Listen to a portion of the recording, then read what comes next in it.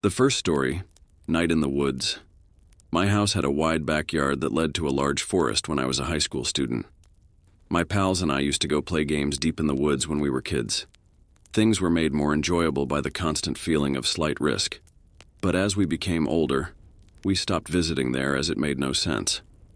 However, one day while Tyler and I were lounging on the couch, he mentioned the possibility of spending a late night walking in the woods. Our plan quickly changed from a straightforward walk in the woods to an overnight camping trip. We went across the street to pick up the tent Tyler claimed his parents owned, which we could use from his garage. This is a good moment to point you that we had no idea what we were doing, having never gone camping before. Since we would only be there for one night, I honestly don't think either of us gave it much thought. We headed into the woods after filling a bag with a variety of snacks, water bottles, and a portable phone charger. Within the first few minutes, we discovered that Tyler's flashlight was incredibly dim and could not illuminate more than a few feet in front of us. We could see very little more, but it was sufficient to prevent us from stepping into trees and bushes. We talked about how happy and spooky we were during the first 15 minutes of our stroll, but after that, we walked silently for another 15 minutes. The uncanny silence must have terrified and fascinated us both at the same time.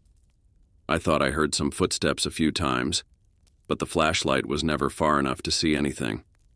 We strolled for 30 minutes before locating a spot to set up. It was a wide stretch of grass surrounded by trees. After Tyler tucked the flashlight behind a bush to fill the space with light, we began erecting the tent. Although he said that the tent was simple to erect, it was anything but. Getting the tent to stand up without collapsing on itself probably took about an hour. It didn't help that we had to take the flashlight out of the bush each time we heard something, shine it around, put it back up, and then start all over on the tent.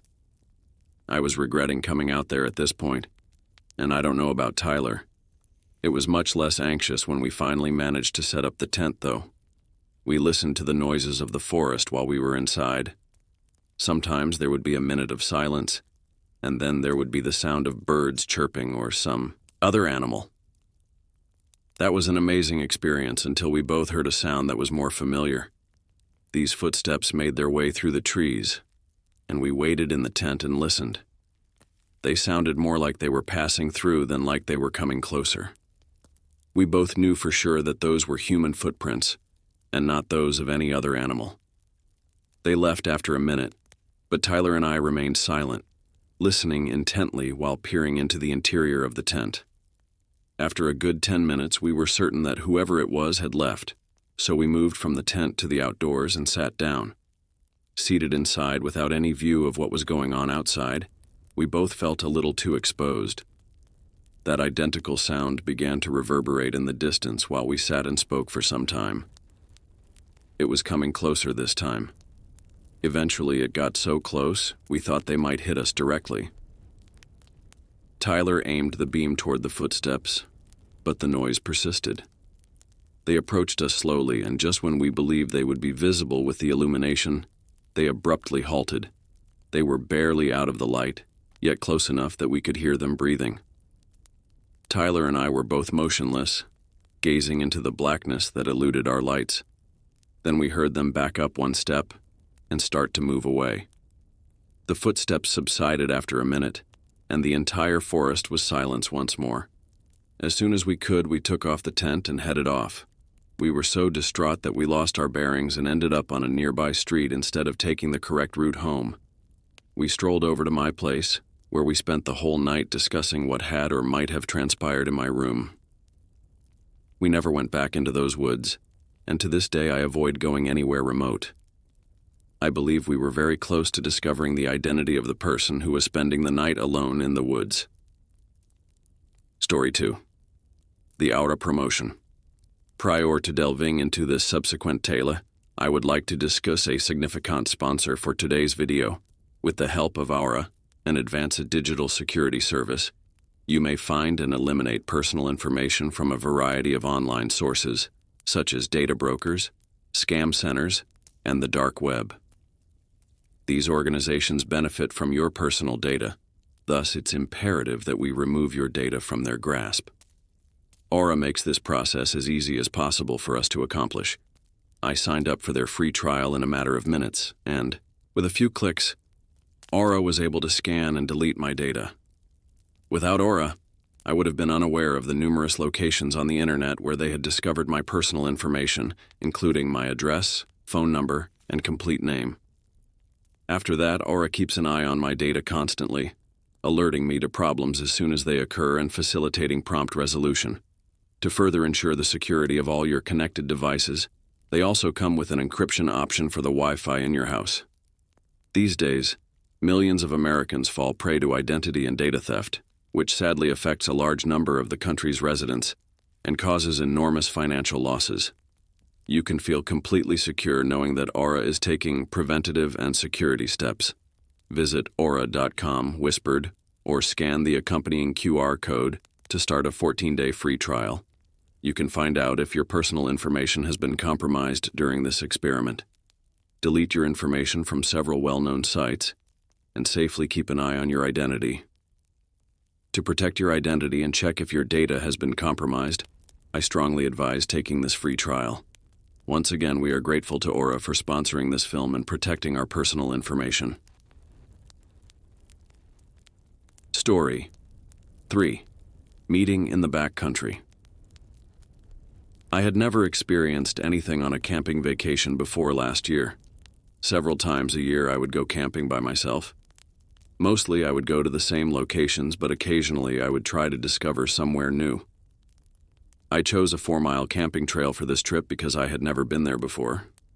I began the hike by driving 2 hours from my residence to a secluded spot. I wasn't enjoying the route as much as I had anticipated right first, mostly because parts of it were muddy and rainy. But I kept going and made an effort to stay clear of such areas. After descending for some time, around 45 minutes in, I noticed something off the route. It was a tent, but it was tattered and had several tiers in it. I moved a little closer after realizing that no one was inside from a distance. Everything simply appeared to have weathered over a lengthy period of time. There were no indications of purposeful harm. It seemed astounding to me that it was still upright. I checked inside and outside of it, but strangely enough, nothing else was there. A few minutes later, I returned to the trail. After giving it some thinking, I could not think of any plausible excuse for leaving a tent like that.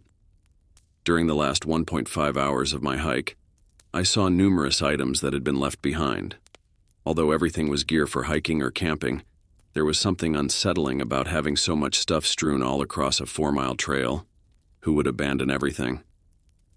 I was very convinced that was all the work of one individual, and it was most obviously not an accident.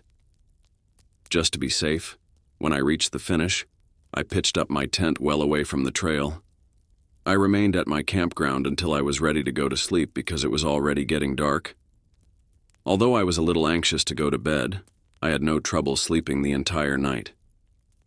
The sun wasn't quite up when I woke up, which was early in the morning, around 4 or 5. As soon as I went outside after unzipping my tent, I sensed a problem.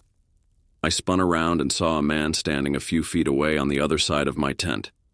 He was scrawny and tall, his face caked in filth and grime, his clothes repulsive. He fixed me with this vacant gaze.